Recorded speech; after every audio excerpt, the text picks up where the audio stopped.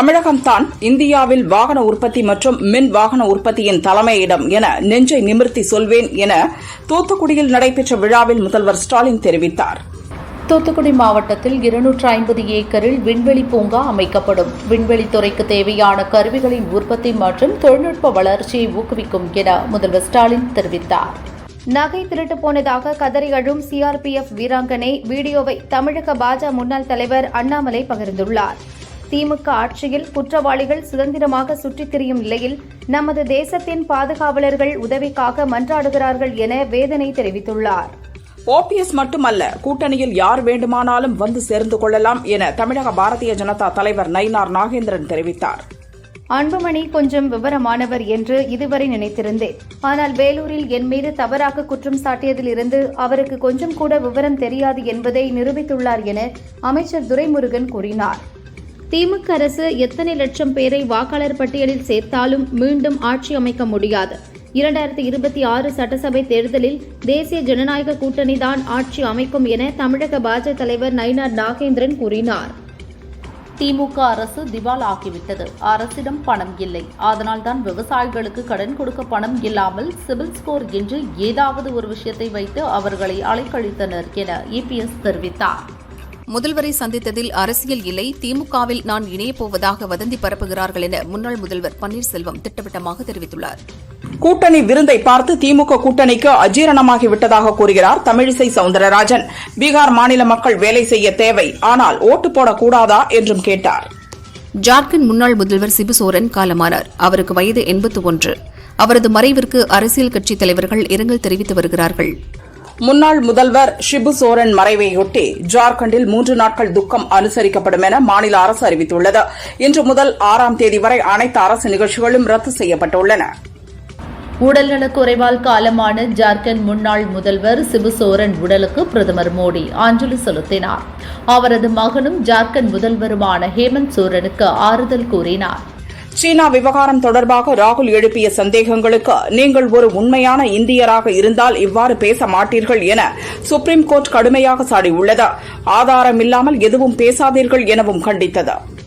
India மற்றும் சீன படைகளுக்கு இடையேயான மோதல் குறித்து ராகுல் கூறிய கருத்துக்கள் பாதுகாப்பு படையினரை சோர்வடைய செய்கிறது.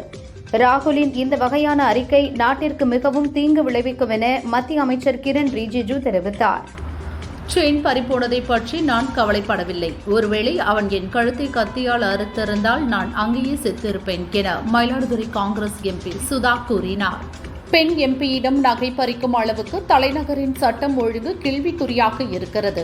வலுவான பாதுகாப்பு வலயத்தில் இருக்கும் பகுதியில் இந்த சம்பவம் நடந்திருப்பது கண்டிக்கத்தக்கது என தமிழக காங்கிரஸ் தலைவர் செல்வ பெருந்தகை கூறியுள்ளார். தமிழகத்தில் ஊராட்சி ஒன்றியங்கள் வாரியாக 500 அரசு மாதிரி பள்ளிகள் அமைக்க நடவடிக்கை எடுக்கப்பட்டு வருவதாக பள்ளிக் கல்வித்துறை அமைச்சர் மகேஷ் தெரிவித்தார். நீலகிரி, கோவை மாவட்டங்களுக்கு நாளை அதி கனமழைக்கான ரெட் அலர்ட்டும், தென்காசி, தேனி மாவட்டங்களுக்கு மிக கனமழைக்கான ஆரஞ்ச் அலர்ட்டும் விடுக்கப்பட்டுள்ளது. இங்கிலாந்துக்கு எதிரான கடைசி டெஸ்டில் 6 ரன்கள் வித்தியாசத்தில் இந்தியா த்ரில் வெற்றி பெற்றது. இந்த வெற்றியின் மூலம் 5 போட்டிகள் கொண்ட டெஸ்ட் தொடரை இந்திய அணி 2-2 என்ற கணக்கில் சமன் செய்தது. இங்கிலாந்து அணிக்கு எதிரான 5வது டெஸ்ட் போட்டியில் இந்திய வீரர் முகமது சிராஜ் ஆட்டநாயகன் விருதை வென்றார். பின்னர் பேசிய அவர், நான் கேம் சேஞ்சராக இருப்பேன் என எனக்கு நானே சொல்லிக் கொண்டேன். என்னால் செய்ய முடியும் என்ற நம்பிக்கை இருந்தது என கூறினார். கட்சி தலைமை கழக நிர்வாகிகள், மாவட்ட செயலர்கள் உள்ளிட்டோரின் கருத்துக்களை கேட்டு கள நிலவரத்தை ஆராய்ந்து அதற்கேற்ப கூட்டணி குறித்து உரிய நேரத்தில் முடிவெடுக்கப்படும் என முன்னாள் முதல்வர் பன்னீர்செல்வம் தெரிவித்தார்.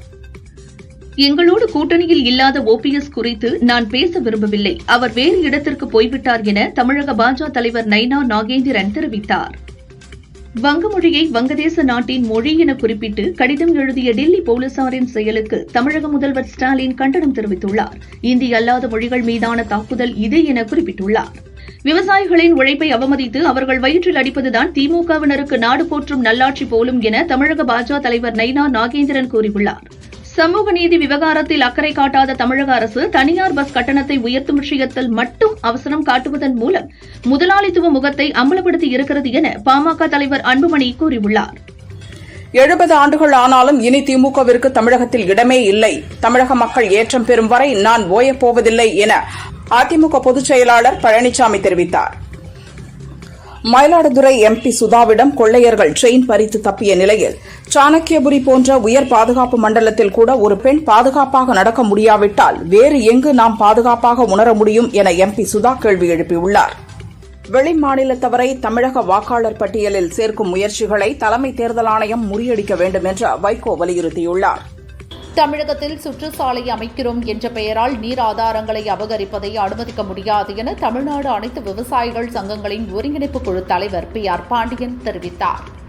முதல்வர் ஸ்டாலின் வீட்டிற்கு சென்றதை அரசியலாக்குவது நாகரிகமற்ற செயல் என முன்னாள் முதல்வர் O. பன்னீர்செல்வம் கூறியுள்ளார். சென்னை மாநகராட்சி மட்டுமின்றி தமிழகத்தில் உள்ள அனைத்து மாநகராட்சிகளிலும் தூய்மை பணியை தனியாருக்கு தாரை வார்க்கும் முடிவை உடனடியாக கைவிட வேண்டும் என அமமுக பொதுச் செயலாளர் தினகரன் வலியுறுத்தியுள்ளார். சொந்த ஊரிலேயே பாதுகாப்பு இல்லை என கூறி மக்கள் வெளியேறியதால் நட்டாக்குடி கிராமமே காலியாகி கிடக்கிறது. தமிழகம் முழுவதும் கொலை நகரங்களாக மாறி வருகிறது. ஆனால் முதல்வரோ புதிய திட்டங்களுக்கு தனது பெயரை சூட்டுவதில் பிஸியாக இருக்கிறார் என பாஜக மாநில பொருளாளர் SR சேகர் கூறியுள்ளார். இந்தியர்களால் வெற்றிகரமாக ராக்கெட்டை ஏவ முடியும் என்பதை நிசார் செயற்கைக்கோள் நிரூபித்துள்ளது. இன்றைய நிலவரப்படி செயற்கைக்கோள் 100% சிறப்பாக செயல்பட்டு வருகிறது என இஸ்ரோ தலைவர் நாராயணன் தெரிவித்தார். டெல்லியில் பிரதமர் மோடியை துரை வைகோ இன்று சந்தித்தார். ரஷ்யாவில் சிக்கி தவிக்கும் தமிழக மருத்துவ மாணவர் கிஷோர் சரவணன் உள்ளிட்ட 126 பேரை உடனே மீட்க நடவடிக்கை எடுக்க கோரி கடிதம் வழங்கினார். சான் பிரான்சிஸ்கோவிலிருந்து மும்பைக்கு வந்த ஏர் இந்தியா விமானத்தில் கரப்பான் பூச்சி இருந்தது. கரப்பான் பூச்சி இருப்பதாக கூறிய 2 பயணிகள் வேறு இருக்கைக்கு மாற்றப்பட்டனர். தூய்மை பணி நடந்தாலும் சில நேரம் பூச்சிகள் விமானத்தில் வந்து விடுகின்றன. பயணிகளுக்கு தொந்தரவு ஏற்பட்டிருந்தால் மன்னிப்பு கேட்பதாகவும் ஏர் இந்தியா கூறியுள்ளது. பீகார் வாக்காளர் பட்டியல் திருத்தம் தொடர்பாக விவாதிக்க கோரி லோக்சபாவில் எதிர்க்கட்சிகள் அமளியில் ஈடுபட்டன. இதனால் அவை நாளை காலை 11 மணி வரை ஒத்திவைக்கப்பட்டது. ராஜ்யசபா நாள் முழுதும் ஒத்திவைக்கப்பட்டது. காஷ்மீரில் அகல் வனப்பகுதியில் 4வது நாளாக இன்று நடந்த ராணுவ நடவடிக்கையில் பயங்கரவாதி ஒருவன் சுட்டுக் கொல்லப்பட்டான். இதுவரை பயங்கரவாதிகள் 7 பேர் சுட்டுக் கொல்லப்பட்டனர். சுதந்திர தினத்தை முன்னிட்டு டெல்லியில் பாதுகாப்பு ஏற்பாடுகள் தீவிரப்படுத்தப்பட்டுள்ளது. ஆகஸ்ட் 16ஆம் தேதி வரை வான்வெளி சாதனங்கள் பறக்க டெல்லி போலீஸ் தடை விதித்துள்ளது. ராணிப்பேட்டை மாவட்டம் பானாவரம் அடுத்த மேல் வீராணம் கிராமத்தில் பச்சையம்மாள் கோவில் ஆடி விழா விமரிசையாக நடந்தது. பக்தர்கள் பொங்கல் வைத்தும் மொட்டையடித்தும் வழிபாடு நடத்தினர். திருமலை கோவிலில் ஆண்டுதோறும் நடைபெறும் பவித்ரோற்சவம் நாளை தொடங்குகிறது. தேவஸ்தான அர்ச்சகர்கள், ஊழியர்கள் மற்றும் பக்தர்கள் தெரியாமல் செய்த தவறுகளுக்கு பரிகாரமாக நாளை முதல் வரும் 7ஆம் தேதி வரை 3 நாட்கள் பவித்ரோற்சவம் நடைபெறவுள்ளது. திண்டுக்கல் மாவட்டம் குரும்பப்பட்டி மகாலட்சுமி கோயில் விழாவை முன்னிட்டு பக்தர்கள் தலையில் தேங்காய் உடைத்து நேர்த்திக்கடன் செலுத்தினர். பூசாரிகள் காலில் ஆணி செருப்பு அணிந்து கொண்டு தலையில் தேங்காய் உடைத்தனர். ராணிப்பேட்டை மாவட்டம் சோளிங்கர் அருகே பவானி அம்மன் ஆலய 35ஆம் ஆண்டு ஆடித் திருவிழாவை ஒட்டி பக்தர்கள் தீச்சட்டி எடுத்தும் அலகு குத்தியும் அம்மன் ரதத்தினை இழுத்தும் நேர்த்திக்கடனை நிறைவேற்றினர். ராமேஸ்வரம் ராமநாதசாமி கோயிலில் பர்வத மண்டகப்படிக்கு சுவாமி, அம்பாள், பெருமாள் ஆகியோர் தங்க கேடியத்தில் எழுந்தருளுதல் நிகழ்ச்சியை முன்னிட்டு இன்று முழுவதும் நடை அடைக்கப்பட்டது. 2025-26ஆம் கல்வியாண்டிற்கான B.Ed மாணவர் சேர்க்கை இணைய வழியில் நடத்தப்படும் என அமைச்சர் கோவி செழியன் கூறியுள்ளார். மாணவர்கள் தாங்கள் சேர விரும்பும் கல்லூரிகளை இணைய வழியில் 9ஆம் தேதி வரை தேர்வு செய்யலாம் என்றும் அறிவித்துள்ளார். திருச்செந்தூர் சுப்பிரமணிய சுவாமி கோயிலில் முதல்வர் ஸ்டாலினின் மனைவி துர்கா சாமி தரிசனம் செய்தார். மூலவர், சண்முகர், சத்ரு சம்ஹார மூர்த்தி, பெருமாள் ஆகிய சன்னதிகளில் சிறப்பு பூஜை செய்து வழிபட்டார். தனது திருமணத்திற்காக சேர்த்து வைத்த நகைகள் திருட்டு போனதாக CRPF பெண் காவலர் கதறி அழுதபடி வெளியிட்ட வீடியோ அதிர்ச்சியை ஏற்படுத்தியுள்ளது. புதுச்சேரி முதல்வர் ரங்கசாமியின் பிறந்த நாளையொட்டி தமிழக வெற்றிக் கழகத்தின் தலைவர் விஜய் தொலைபேசியில் தொடர்பு கொண்டு பிறந்தநாள் வாழ்த்துக்களை தெரிவித்தார். அடுத்த 5 ஆண்டுகளில் ஆட்டோமொபைல் உலகில் தூத்துக்குடி மிகப்பெரிய வளர்ச்சியடையும் என அமைச்சர் ராஜா கூறினார். தமிழகத்தில் ஆணவ கொலைகள் அதிகரித்துள்ளதாக சென்னை ஹைகோர்ட் வேதனை தெரிவித்துள்ளது. ஆணவ கொலை அதிகரித்தாலும் உண்மை வெளிவருவதில்லை என கோர்ட் கூறியது. சமூக வலைதளங்களை பயன்படுத்துவதால் மட்டுமே பெண்கள் பாதிப்புக்கு உள்ளாகிறார்கள் என்பதை ஏற்க முடியாது என மாநில மகளிர் ஆணைய தலைவர் AS குமாரி கூறினார். வேலூர், சத்துவாச்சாரி, முள்ளிப்பாளையம், குணவட்டம், சேன்பாக்கம் சுற்றுவட்டார பகுதிகளில் சுமார் 1 மணி நேரம் மழை பெய்தது. வெப்பம் தணிந்ததால் மக்கள் மகிழ்ச்சி அடைந்தனர்.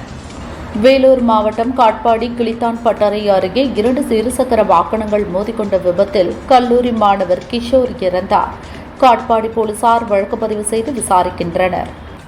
தமிழகத்தில் புதிய டிஜிபியை நியமனம் செய்வதில் விதிமீறல் இருந்தால் கோர்ட் தலையிடும் என ஹைகோர்ட் மதுரை கிளை எச்சரித்துள்ளது.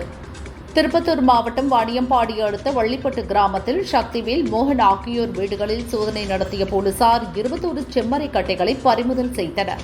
வனத்துறையினர் விசாரித்து வருகின்றனர். வேலூர் மாவட்டம் ஓட்டேரியில் அமைந்துள்ள மாநகராட்சியின் சிறுவர் பூங்காவில் இன்று பாமக தலைவர் அன்புமணி மரக்கன்று நட்டு வைத்து ஓட்டேரி ஏரியையும் பார்வையிட்டார். அருகில் திடக்கழிவு மேலாண்மையையும் பார்வையிட்டார். டெல்லியில் நடைபயிற்சி மேற்கொண்ட தமிழக எம்பி சுதாவுக்கு அநீதி நடந்துள்ளது. செயின் பறிப்பு விவகாரம் தொடர்பாக துரித நடவடிக்கை எடுக்க வேண்டும் என சபாநாயகர் ஓம் பிர்லாவை சந்தித்து திமுக எம்பி TR பாலு வலியுறுத்தியுள்ளார். புழல் சிறையில் கைதிகளுக்கு சுகாதாரமற்ற உணவு வழங்கிய வழக்கில் தமிழக அரசு பதில் தர சென்னை ஹைகோர்ட் உத்தரவிட்டுள்ளது. இறக்குமதி வரி 25% விதிக்கப்பட்டுள்ளதால் நாமக்கல்லில் இருந்து அமெரிக்காவுக்கு முட்டை ஏற்றுமதி செய்வது நிறுத்தப்பட்டுள்ளது. இதனால் முட்டை விலை குறைய வாய்ப்புள்ளது. நெல்லையில் ஆணவ கொலை செய்யப்பட்ட IT ஊழியர் கவினின் பெற்றோரை தொலைபேசியில் தொடர்பு கொண்டு முதல்வர் ஸ்டாலின் ஆறுதல் கூறினார். கரூர் மாவட்டம் மேட்டு மகாதானபுரத்தில் உள்ள மகாலட்சுமி கோயிலில் தலையில் தேங்காய் உடைக்கும் திருவிழா வெகு விமரிசையாக நடந்தது. 1000க்கும் மேற்பட்ட பக்தர்கள் தலையில் தேங்காய் உடைத்து நேர்த்திக்கடன் செலுத்தினர்.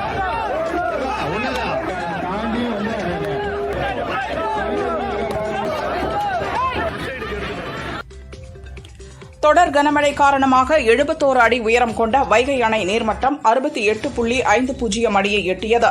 இதனால் 5 மாவட்ட கரையோர மக்களுக்கு 2ஆம் கட்ட வெள்ள அபாய எச்சரிக்கை விடுக்கப்பட்டுள்ளது. பாபநாசம் அருகே உத்தானி தெற்கு தெருவில் 10 நாட்களுக்கும் மேலாக குடிநீர் விநியோகம் செய்யப்படவில்லை என கூறி அப்பகுதி மக்கள் சாலை மறியலில் ஈடுபட்டனர். கன்னியாகுமரி மாவட்டத்தில் கனிமவள பொருட்கள் வழங்குவதில் குளறுபடி, உள்ளூர் கட்டுமான பணிகள் பாதிப்பு, வேலை இழப்பு, விலைவாசி உயர்வை கண்டித்து சித்திரங்கோடு பகுதியில் 300க்கும் மேற்பட்ட பாரதிய ஜனதாவினர் போராட்டத்தில் ஈடுபட்டனர். ஓரணியில் தமிழ்நாடு என்ற பெயரில் திமுக நடத்தும் உறுப்பினர் சேர்க்கைக்கு OTP கேட்கக்கூடாது என ஹைகோர்ட் மதுரை கிளை உத்தரவிட்டது. இதை எதிர்த்து திமுக தாக்கல் செய்த மேல்முறையீட்டு மனுவை சுப்ரீம் கோர்ட் தள்ளுபடி செய்தது. திருச்சி கொள்ளிடம் ஆற்றில் புதிய தடுப்புச் சுவர் கட்டித்தர வலியுறுத்தி விவசாய சங்க தலைவர் ஐயா கண்ணு தலைமையில் 100க்கும் மேற்பட்டோர் கொள்ளிடம் ஆற்றில் இறங்கி ஆர்ப்பாட்டத்தில் ஈடுபட்டனர். தஞ்சாவூர் மாநகராட்சி மாமன்ற கூட்டத்தில் மேயர் ஆணையருக்கு எதிராக கண்டனம் தெரிவித்து திமுக உறுப்பினர்கள் கூட்டத்தை புறக்கணித்து வெளிநடப்பு செய்தனர். புதுச்சேரி முதல்வர் ரங்கசாமி 75வது பிறந்த நாளையொட்டி அவரது இல்லத்திற்கு துணைநிலை கவர்னர் கைலாஷ்நாதன் நேரில் சென்று சால்வை அணிவித்தும் பூங்கொத்து கொடுத்தும் வாழ்த்து தெரிவித்தார். அரசு திட்டங்களில் முதல்வர் பெயரை பயன்படுத்த ஐகோர்ட் தடை விதித்ததை எதிர்த்து சுப்ரீம் கோர்ட்டில் தமிழக அரசு மனு தாக்கல் செய்துள்ளது. இந்த மனு ஆகஸ்ட் 6ஆம் தேதி விசாரணைக்கு வருகிறது. திருவொற்றியூர் தியாகராஜ சுவாமி வடிவுடையம்மன் கோவில் குளத்தில் மீன்கள் செத்து மிதப்பதால் பக்தர்கள் அதிர்ச்சியடைந்தனர். ஊழியர்கள் மீன்களை அள்ளி குவித்தனர். தண்ணீர் நிறம் மாறியிருப்பதால் இதுகுறித்து ஆய்வு செய்ய வேண்டும் என பக்தர்கள் வலியுறுத்தினர். தூத்துக்குடியில் வின்ஃபாஸ்ட் மின் வாகன உற்பத்தி தொழிற்சாலையை முதல்வர் ஸ்டாலின் இன்று துவக்கி வைத்தார். வின்ஃபாஸ்ட் ஆலை காரில் கையெழுத்திட்டார். காரைக்குடி ASP-யாக ராஜஸ்தானை சேர்ந்த ஆஷிஷ் புனியா IPS இன்று அலுவலகத்தில் பொறுப்பேற்றுக் கொண்டார். அவரிடம் தேவக்கோட்டை DSP கௌதம் பொறுப்புகளை ஒப்படைத்தார். தஞ்சை திருவிடைமருதூர் அருகே சென்னையிலிருந்து வந்த ஆம்னி பேருந்து வாய்க்கால் தடுப்பு சுவரில் மோதியதில் டிரைவர் உட்பட 13 பேர் காயமடைந்தனர். திருவிடைமருதூர் போலீசார் விசாரணை நடத்தி வருகின்றனர். சென்னையில் ஆபரண தங்கம் சவரனுக்கு 40 ரூபாய் அதிகரித்து 74,360 ரூபாய்க்கு விற்கப்படுகிறது. கிராமுக்கு ரூபாய் 5 உயர்ந்து 1 கிராம் ரூபாய் 9,295க்கு விற்பனையாகிறது. வெள்ளி விலையில் மாற்றமின்றி 1 கிராம் ரூபாய் 123க்கு விற்கப்படுகிறது. சிறந்த தலைமையுடன் மக்களின் விருப்பங்களை நிறைவேற்றி வரும் புதுச்சேரி முதல்வர் ரங்கசாமிக்கு பிறந்தநாள் வாழ்த்து தெரிவிப்பதாக பிரதமர் மோடி கூறியுள்ளார். கர்நாடகாவில் கொட்டித்தீர்த்த தென்மேற்கு பருவமழையால் தமிழகத்திற்கு 2 மாதங்களில் 145.7 TMC நீர் கிடைத்துள்ளது. காவிரி நீர் பிலிகுண்டுலு நீரளவை தளத்தை கடந்து தமிழகம் வந்துள்ளது. என்ஜினியர் மாணவர்களுக்கான 1ஆம் ஆண்டு வகுப்புகள் வரும் 11ஆம் தேதி தொடங்கும் என அண்ணா பல்கலைக்கழகம் தெரிவித்துள்ளது. தேனி மாவட்டம் போடிநாயக்கனூர் குரங்கணி அருவி நீரோடையில் போடியைச் சேர்ந்த வங்கி ஊழியர் குடும்பத்தைச் சேர்ந்த 7 பேர் குளிக்க சென்றனர். அப்போது நீர்வரத்து அதிகரித்து வங்கி ஊழியர் ஜஹாங்கீர் மற்றும் அவரது உறவினர் மஜீத் ஆகிய இருவரும் நீரில் அடித்து செல்லப்பட்டு மூழ்கி இறந்தனர். தஞ்சாவூரில் போக்குவரத்து விதிகளை பின்பற்றி ஹெல்மெட் அணிந்து வந்த பைக் ஓட்டிகளுக்கு புத்தாடை, கூல்ட்ரிங்க்ஸ், ஐஸ்கிரீம் வழங்கி போக்குவரத்து போலீசார் நண்பர்கள் தின வாழ்த்துக்களை தெரிவித்தனர். தமிழகம், புதுச்சேரி, காரைக்காலில் இன்று இடி மின்னலுடன் மிதமான மழை பெய்யும் என சென்னை வானிலை ஆய்வு மையம் கணித்துள்ளது. கோவை, நீலகிரியில் இன்று மிக கனமழைக்கு வாய்ப்புள்ளதால் ஆரஞ்ச் அலர்ட் விடுக்கப்பட்டுள்ளது. திருநெல்வேலி வந்த பழனிசாமி பிரச்சாரம் முடிந்ததும் நேராக நாகேந்திரன் வீட்டுக்கு சென்றார். அவருக்கு 108 வகை சைவ உணவுகளை நாகேந்திரன் ஏற்பாடு செய்து கவனித்தார். புதுக்கோட்டையில் விவசாயி முருகேசனின் வீட்டின் பூட்டை உடைத்த 160 பவுண்ட் தங்க நகை, 3 லட்சம் ரூபாய் ரொக்கம் மற்றும் வெள்ளிப் பொருட்களை மர்ம நபர்கள் கொள்ளையடித்துச் சென்றுள்ளனர். திருக்கோகர்ணம் போலீசார் விசாரிக்கின்றனர். ராணிப்பேட்டையில் கஞ்சா உள்ளிட்ட போதைப் பொருட்கள் விற்பனையை தடுக்கும் வகையில் தொடர்ந்து போதைப் பொருட்கள் விற்பனையில் ஈடுபட்டு வந்த சுதர்சன், இளங்கோவன் ஆகியோர் குண்டர் தடுப்புச் சட்டத்தில் கைது செய்யப்பட்டனர். டெல்லியில் நடைபயிற்சி சென்ற மயிலாடுதுறை தொகுதி காங்கிரஸ் எம்பி சுதாவிடம் 4 சவரன் நகையை மர்ம நபர்கள் பறித்துக் கொண்டு தப்பியோடினர். போலீசார் விசாரணை நடத்தி வருகின்றனர். ஆக்ராவில் பிறந்த 80 வயதான சாகசக்காரர் மற்றும் தொழிலதிபர் அரவிந்தர் சிங் அமெரிக்காவின் மேற்கு டெக்சாஸில் உள்ள ஏவுதளம் ஒன்றிலிருந்து ப்ளூ ஆரிஜின் மிஷனில் குழு உறுப்பினர்களுடன் விண்வெளிக்கு பறந்தார். காசாவில் சிறைபிடிக்கப்பட்ட தங்கள் நாட்டு பிணை கைதிகளுக்கு தேவையான உதவிகளை செய்து கொடுக்க சர்வதேச செஞ்சிலுவை சங்கம் முன்வர வேண்டும் என்று இஸ்ரேல் பிரதமர் பெஞ்சமின் நெத்தன்யாகு வலியுறுத்தியுள்ளார். உக்ரைனுக்கு எதிரான போரில் ரஷ்யாவுக்கு இந்தியா மறைமுகமாக நிதியுதவி செய்து வருவதாக அமெரிக்கா குற்றம் சாட்டியுள்ளது. ரஷ்யாவிடமிருந்து எண்ணெய் பொருட்களை வாங்குவதில் இந்தியா சீனாவுடனும் நெருக்கம் காட்டி வருகிறது எனவும் குற்றம் சாட்டியுள்ளது. ஏமன் அருகே படகு மூழ்கியதில் அகதிகள் 68 பேர் இறந்தனர். மேலும் 74 பேர் காணாமல் போயுள்ளனர். அவர்களை தேடும் பணி தீவிரமாக நடக்கிறது. India, Pakistan, Thailand, Cambodia, Congo மற்றும் ருவாண்டா நாடுகளுக்கிடையேயான மோதல்களை நான் தான் நிறுத்தினேன் என ட்ரம்ப் மீண்டும் தெரிவித்துள்ளார். முகமது சிராஜ் போர் வீரரை போன்றவர். இந்திய அணிக்காக தனது ஒட்டுமொத்த சக்தியையும் கொடுத்து விளையாடுகிறார். அவருக்கு எதிராக விளையாடுவதை நான் மிகவும் விரும்புவேன் என இங்கிலாந்து வீரர் ஜோ ரூட் கூறியுள்ளார். அமெரிக்காவின் லெக்சிங்டன் ஓபன் டென்னிஸ் போட்டியின் ஆடவர் இரட்டையர் பிரிவில் இந்தியாவின் ராம்குமார் ராமநாதன், அனிருத் சந்திரசேகர் ஜோடி சாம்பியன் பட்டம் வென்றது. திருப்பதி ஏழுமலையான் கோயிலில் நடிகர் சூர்யா, அவரது மனைவி ஜோதிகா, மகள் தியா, மகன் தேவ் ஆகியோர் விஐபி தரிசனத்தில் இன்று காலை சுவாமி தரிசனம் செய்தனர். ரசிகர்கள் போட்டி போட்டுக்கொண்டு செல்ஃபி எடுத்தனர். நடிகை ராஷி கண்ணா தற்பொழுது தெலுங்கில் 2 படங்களில் நடித்து வருகிறார். அடுத்த ஹிந்தியில் 120 பகதூர் என்ற படத்தில் பர்கான் அக்தர் ஜோடியாக நடிக்கிறார். போர் பின்னணியில் உருவாகும் இந்த படத்தை ரஷ்னீஸ் இயக்குகிறார். இந்த படம் ஹிந்தியில் தனக்கு ஒரு புதிய பாதையை ஏற்படுத்தி தரும் என நம்புகிறார் ராஷி கண்ணா. சமீபத்தில் அறிவிக்கப்பட்ட 71வது தேசிய விருதுகளில் பார்க்கிங் படத்திற்கு 3 விருதுகள் கிடைத்தன. இதற்காக இப்படக்குழுவை அழைத்து கமல் பாராட்டினார். அந்த போட்டோ பகிர்ந்து இப்பட ஹீரோ ஹரிஷ் கல்யாண், விருதே வாழ்த்திய தருணம். ஒரு நண்பன் போல பேசினீர்கள், அவருடனான உங்கள் நட்பை பேசினீர்கள். உரையாடலா அல்லது யூனிவர்சிட்டி பாடமா? கற்றது பல, கற்க வேண்டும் உங்களிடமிருந்து பற்பல. சிறந்த புத்தகத்தை படித்த ஒரு கர்வம் அங்கிருந்து விடைபெற்ற பொழுது எங்களை அழைத்து வாழ்த்தியதற்கு நன்றி கமல் சார் என குறிப்பிட்டுள்ளார். சீரியல்கள், படங்களில் நடித்து வரும் சைத்ரா ரெட்டி தற்பொழுது லவ் ரிட்டர்ன்ஸ் என்ற வெப் தொடரில் கதாநாயகியாக நடித்துள்ளார். நாயகனாக குரு லட்சுமணன் நடிக்கிறார். சதாசிவம், அர்ஜுன் தேவ் இயக்குகிறார்கள். காதலை மையமாக வைத்து காமெடி கலந்த பொழுதுபோக்கு தொடராக உருவாகியுள்ளது. பட்டியலின மக்களை அவதூறாக பேசிய வழக்கில் நடிகை மீரா மிதோனை கைது செய்து வரும் 11ஆம் தேதி ஆஜர்படுத்த வேண்டும் என மத்திய குற்றப்பிரிவு போலீசாருக்கு சென்னை ஹைகோர்ட் உத்தரவு பிறப்பித்துள்ளது. தமிழர்களின் வீர விளையாட்டான ஜல்லிக்கட்டு, மஞ்சுவிரட்டு, வட மஞ்சுவிரட்டு போன்ற பெயர்களில் நடக்கிறது. இதை மையப்படுத்தி தமிழில் வடம் என்ற படம் உருவாகிறது. இதில் ஹீரோவாக விமலும், ஹீரோயினாக சங்கீதாவும் நடிக்கின்றனர். கேந்திரன் இயக்குகிறார், இமான் இசையமைக்கிறார். இதன் துவக்க விழா பொள்ளாச்சி மாசாணி அம்மன் கோவிலில் நடந்தது. 30% ஊதிய உயர்வு வழங்கப்பட்டால்தான் படப்பிடிப்பில் கலந்து கொள்வோம். அதுவரை இன்று முதல் படப்பிடிப்புகள் எதுவும் நடக்காது என தெலுங்கு திரைப்பட தொழிலாளர் கூட்டமைப்பு அறிவித்துள்ளது. இதனால் படங்களின் படப்பிடிப்பு அங்கு பாதிக்கப்பட்டுள்ளது. தனுஷ் நடித்த முதல் ஹிந்தி படம் ரஞ்சனா.